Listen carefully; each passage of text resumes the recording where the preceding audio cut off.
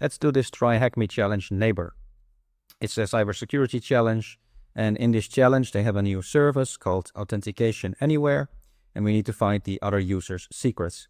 So once you start the machine, you'll get an address here, a web address of the website. So if we open this, we can copy it like this, and then paste it in the target browser.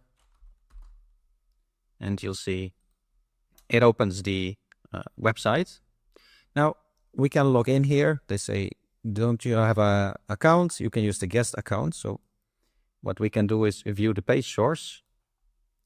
And in here, they say there's a little comment here that the developers left, which is guest as the credentials. So we can do that.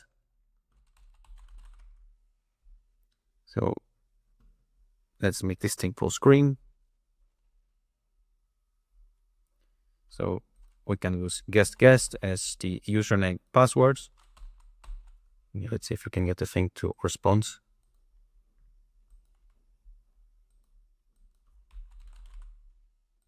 We log in.